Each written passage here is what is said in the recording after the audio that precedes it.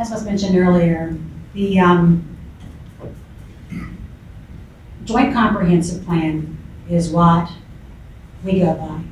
Mr. Johnson, not the second who just spoke, Mr. Johnson, his wife Laurel was the chairwoman.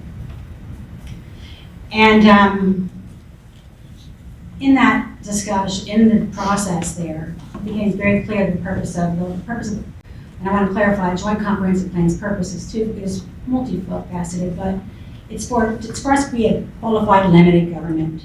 And that process is required for us to receive state and federal funding for projects and be involved in to qualify for that funding.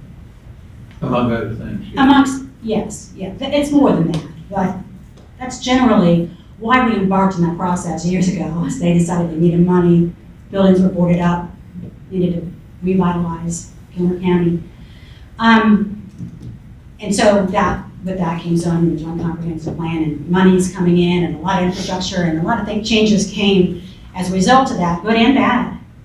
And as was mentioned earlier, it's not the good stuff that we're worried about. It's we want to stop the bad. And those of us who have come from other places who don't want to change Gilmer County fell in love with it for all of its flaws and scars, its history and its people. I didn't come here to change anybody's experience. I didn't come here to build a subdivision. I didn't come here to tell anybody how to live their lives, how to shoot guns on their property or burn a fire. Not my business. I'm here because that's the people here. I identify with their way of being. I'm a free person. I was born that way and I intend to die that way. And I think for that reason, that part of Gilmer County is what's appealing to me. The part that's not appealing to me, the challenges for the system in place where business is done in the old school way, when you have a changed, revitalized community where the old way of doing things cannot continue.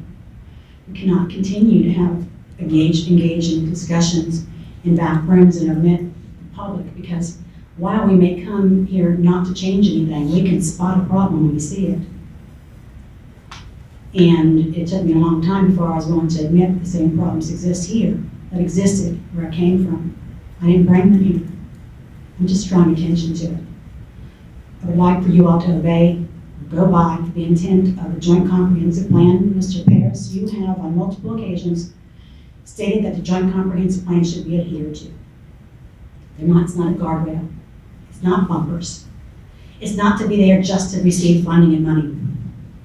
It's there to protect the citizens of Gilmer County, to preserve a quality of life, a heritage, and a culture that's been here in Gilmer County for generations.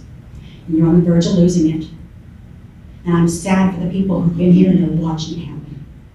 I ask you to adhere to the existing, continue with the existing zoning density, and adhere to intent and purpose of what the work that the Joint Comprehensive Plan Committee put in to make sure that the future zoning in Gilmer County be protected and development would not continue in the path that it's on. Thank you.